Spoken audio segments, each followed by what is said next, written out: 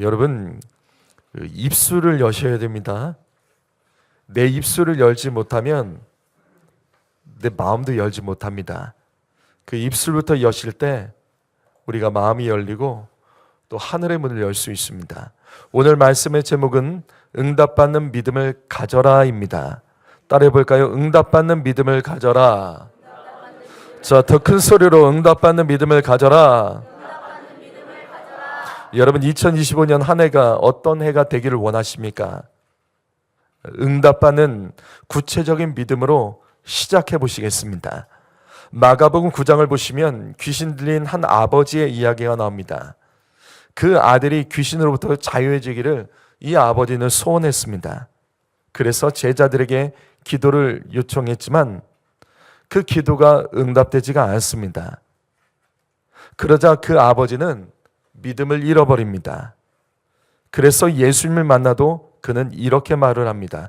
마가복음 9장 22절 말씀, 무엇을 하실 수 있거든 우리를 불쌍히 여기사 도와주옵소서.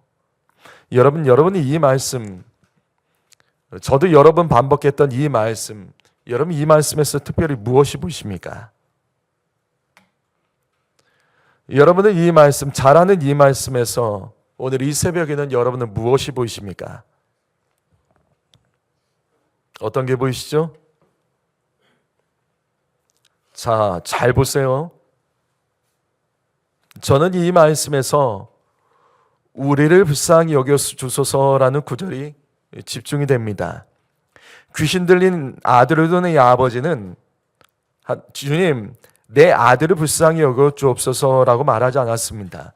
우리를 불쌍히 여겨달라고 그가 말했습니다. 그는 자기가 말했던 게 뭔지 몰랐던 것 같아요. 성도 여러분, 하나님께서는 우리가 말하는 소리를 다 듣고 계십니다. 그래서 함부로 말하면 안 됩니다.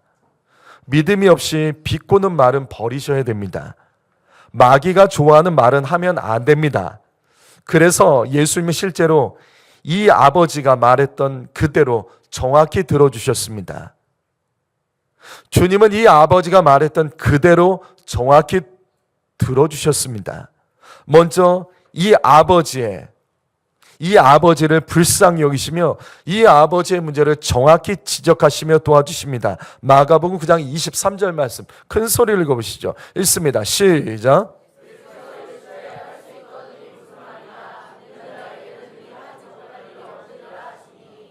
자, 할 수 있거든이 무슨 말이냐? 이 아버지의 문제점은 언어입니다. 이 아버지는 구하기는 했지만 언어가 부정적이에요. 언어가 힘이 없습니다. 언어가 믿음이 없었습니다. 그래서 주님은 이 아버지, 그가 말했던 대로 그를 불쌍히 여기시며 도와주셨습니다. 예수님께서는 이 아버지에게 너 언어를 바꿔라. 언어에 있는 상처, 언어에 있는 삐침, 언어에 있는 절망, 그 모든 것들을 바꾸지 않으면 너 잘 될 수 없다.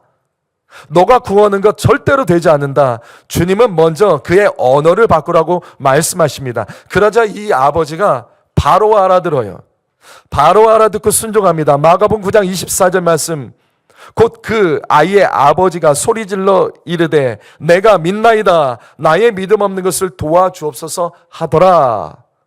내가 믿나이다. 믿음 없는 것을 도와주옵소서. 무슨 말이죠?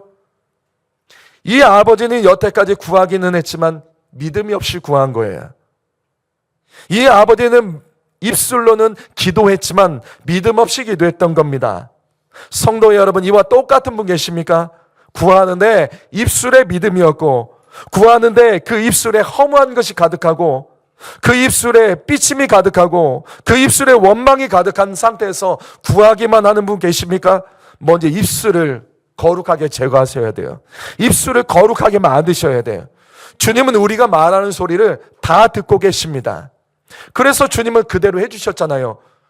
우리를 불쌍히 여겨주옵소서. 그래서 주님은 말한 그대로 하셨습니다. 성도 여러분, 주님은 우리가 말한 그대로 하십니다. 그래서 주님은 이 아버지만 도와주셨을 뿐만 아니라 그 아버지가 그 입술을 바꿀 때 귀신 들린 아들의 문제까지도 주님은 해결해 주셨습니다. 성도 여러분, 누군가에게 기도를 부탁하더라도 먼저 여러분 자신에게 믿음이 있어야 돼요. 여러분 가정에 문제가 있습니까? 삶의 현장에 간절한 기도의 제목이 있으세요? 몸이 병들고 삶이 병든 사람이 있습니까? 그렇다면 이 한 가지만은 여러분 원칙은 좀 지켜주십시오. 누군가 나를 위해 기도해도 먼저 내가 믿음이 있어야 응답받습니다. 여러분 기도 부탁하고 본인의 믿음 없이 기도 부탁만 하지 마세요. 본인의 믿음 없이 남들의 기도만 받으려고 하지 마세요. 적어도 내가 기도할 시간이 없다 할지라도, 내가 기도할 상황이 안 된다 할지라도 본인은 믿음이라도 가지고 계셔야 됩니다. 그러지 않고 뭔가 되겠다? 그런 일 없습니다. 그런 일이 없습니다. 하나님이 하실 일도 있지만 내가 해야 될 일이 있다는 것을 언제나 기억하십시오. 지금 이 시간 하나님께서 우리에게 오늘 말씀을 통해서 주님은 믿음 있는 자를 찾고 계시는 겁니다. 왜냐하면 하나님께서는 믿음 있는 자를 통해서 이 땅 가운데 역사하시기 때문입니다. 디모데 후서 4장 6절과 7절 말씀, 여기 있는 말씀 읽어볼까요? 여기 있는 말씀 읽어봅니다. 시작.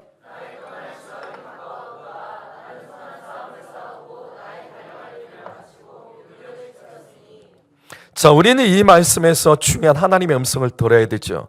믿음은 지키는 것이라고요. 여러분, 믿음은 자만하면 안 됩니다. 믿음이 있다고 생각하지 마세요. 믿음은 지켜야지 믿음인 겁니다. 나는 오늘 죽어도 믿음으로 구원받을 수 있다, 자만하지 마십시오. 나는 예수 오래 믿었게 된 믿음이 있다, 자만하면 안 돼요. 믿음은 지키는 겁니다. 무슨 말이냐면 믿음은 쉽게 잃어버리는 거예요. 믿음은 쉽게 빼앗길 수 있습니다. 그래서 믿음은 지켜야 되는 겁니다. 그렇다면 믿음을 지키려면 어떻게 해야 되죠? 믿음을 지키려면 어떻게 해야 되죠? 바울이 고백하잖아요. 바울은 믿음을 어떻게 지켰을까? 첫 번째로 선한 싸움을 싸웠습니다. 성도 여러분, 믿음을 지키려면 싸워야 됩니다. 어제도 말씀드렸죠? 나의 예배를 빼앗는 것, 내 기도를 빼앗는 것, 나의 찬양과 감사를 빼앗는 것, 사명을 빼앗는 것과 싸우셔야지 믿음이 지켜지는 겁니다. 어중간하게 예수 믿는 거, 그런 건 없습니다. 어중간하게 쉽게 예수 믿는 거, 그런 건 없습니다. 그러면 믿음 빼앗깁니다. 두 번째로 믿음을 지키려면 달리셔야 됩니다. 여러분 예배하기 위해서 달리셔야 돼요. 새벽 예배하기에 달리셔야 됩니다. 말씀 듣기 위해 달리며 예배하셔야 됩니다. 말씀 듣기 위해 졸지 마시고 메모하며 달리십시오. 기도하기 위해서, 교회를 세우기 위해서 죽도록 충성하며 달려야 됩니다. 이게 믿음을 지키는 거예요.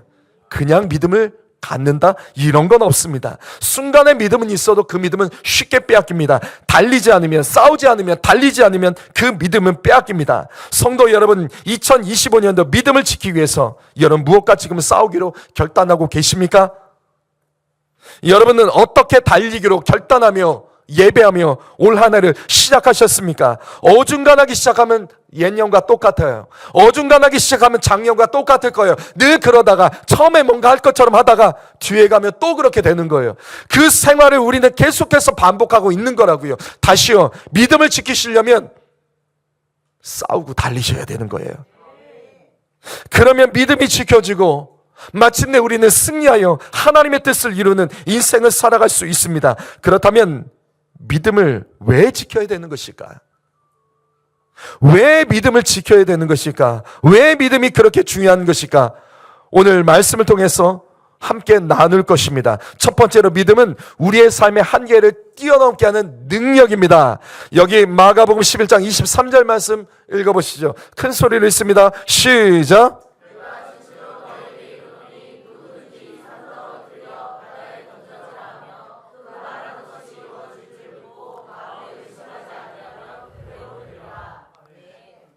세상에는 자연의 법칙이라는 것이 존재합니다. 이 자연의 법칙은 모든 사람에게 동등하게 주시는 하나님의 은혜예요. 이건 누구도 예외가 없어요. 예수를 믿는 사람이든지 믿지 않는 사람이든지 하나님은 모든 사람에게 자연의 법칙을 통해서 은혜를 베풀어 주십니다. 그런데 이걸 뛰어넘는 법칙이 있어요. 이걸 뛰어넘는 법칙이 바로 믿음입니다. 믿음은 능력이에요. 믿음은 이 땅의 자연의 법칙을 뛰어넘어 기적을 일으킵니다. 그래서 이 말씀 보십시오. 이 말도 안 되는 이런 말씀이 어디 있어요? 이 산더러 바다에 던져지라 믿음으로 말하면 그대로 되리라. 이게 어떻게 가능하냐고요. 자연의 법칙에선 이게 통할 수가 없어요. 그러나 이 땅에는 자연의 법칙을 뛰어넘는 능력이 있다고요. 그것이 바로 믿음입니다. 사랑하는 성도 여러분, 지금 이 말씀은 저와 여러분에게 주님이 동일하게 주시는 과거형 미완료 말씀입니다. 지금 여러분을 가로막고 있는 이 말씀의 산은 무엇입니까? 지금 여러분의 가정을 가로막고 있는 산은 무엇입니까? 나는 할 수 없지만 하나님을 믿으면 할 수 있습니다. 나는 안 되지만 주님을 믿으면 그 믿음으로 된다는 것을 여러분 확신을 가지시고 예수 믿으셔야 됩니다. 창세기 26장 31절 말씀. 야곱이 이르되 형의 장자의 명분을 오늘 내게 팔라. 저는 이 말씀을 여러 번 말씀드렸습니다. 저는 이 말씀처럼 신기한 말씀을 정말 성경에서 몇 개 안 되는 말씀이라고 생각합니다. 어느 날 야곱의 형 에서가 사냥을 갔다가 돌아오는데 동생 야곱이 팥죽을 만들고 있었습니다. 그래서 에서가 너무나 배고파서 동생 야곱에게 말을 합니다. 그 팥죽 좀 나에게 달라. 그때 야곱이 했던 말이 지금 이 말씀이에요. 형의 장자권을 내게 팔라. 형의 장자권을 내게 주면 내가 팥죽을 주겠다. 여러분 질문해야 되죠? 장자권을 팔 수 있는 거예요? 내가 팔겠다면 팔리는 것이고 사겠다면 살 수 있는 겁니까?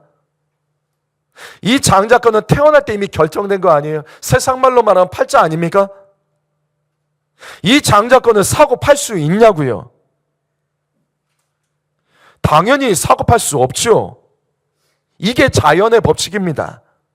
이건 이미 정해진 거예요. 이게 자연의 법칙입니다. 하지만 이어지는 창세기 26장 32절과 33절 말씀 읽어보실까요? 읽어봅니다. 시작.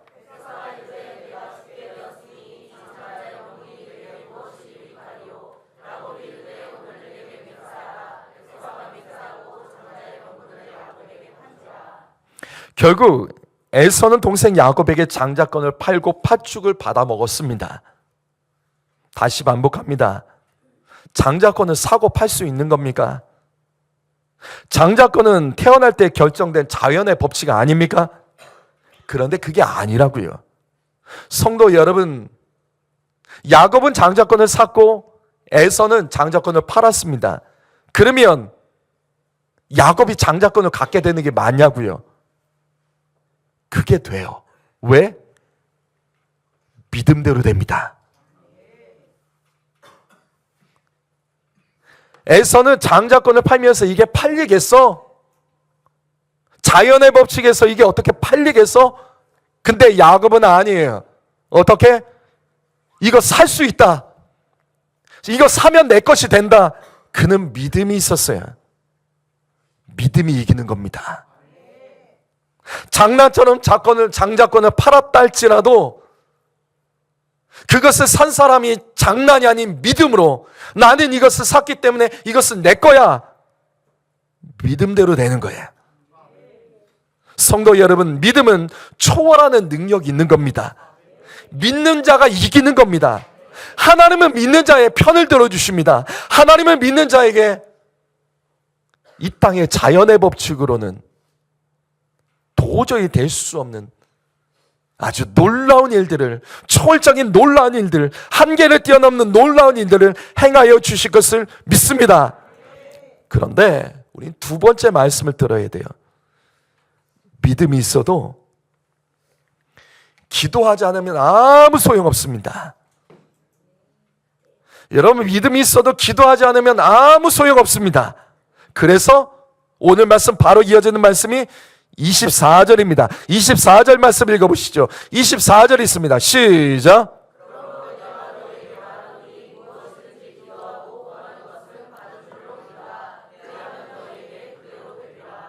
자, 이 산더러 들려 저 바다로 던져져라 말하면 됩니다. 그런데 말하지 않으면 안 됩니다. 마음으로 의심하지 않고 말하면 됩니다. 근데 기도하지 않으면 안 됩니다. 믿는 자의 기도는 기도 응답의 능력이 분명 있습니다. 하지만 기도해야 됩니다. 성도 여러분, 이 말씀을 굳이 해석할 필요도 없어요. 우리는 이 말씀을 통해서 너무나도 분명한 하나님의 음성을 들어야 됩니다. 성도 여러분, 예수 믿는다면 더 많이 기도하세요. 믿음은 기도하라고 주신 거예요. 우리는 이 믿음을 구원받기 위해서만 사용하려고 하는데 아닙니다. 성경은 분명히 말씀합니다. 기도하는데 이 믿음 사용하십시오. 기도하는데 믿음을 사용하셔야 됩니다. 믿는 자의 기도는 반드시 응답됩니다. 그래서 예수 믿는다면 더 많이 기도하는 것이 정상이죠.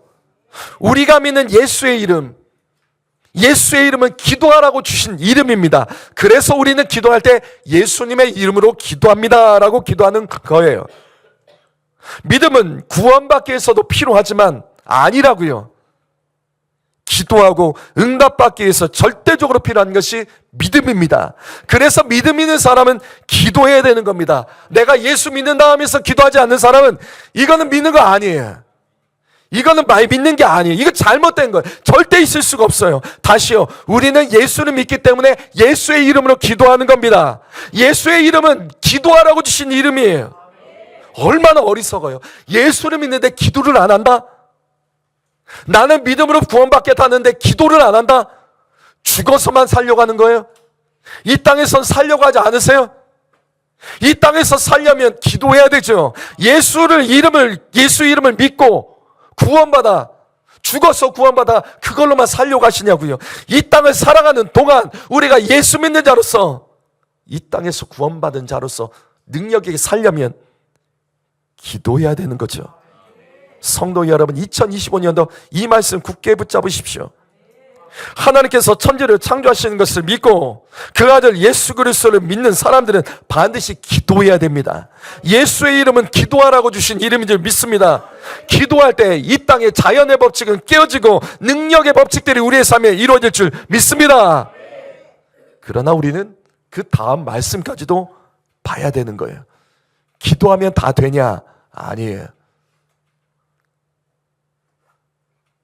믿음 있는 자는 혐의가 있는 자를 용서해야 됩니다. 우리 25절 말씀 읽습니다. 25절 말씀 있습니다. 시작.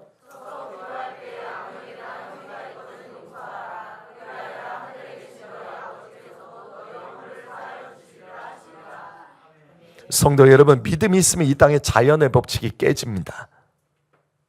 그리고 믿음으로 기도하면 구하는 것 그대로 하나님께서 응답해 주십니다. 그런데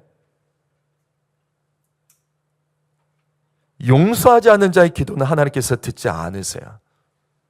여기 서서 기도할 때, 이것은 당시 유대인들이 기도하는 일반적인 형태예요.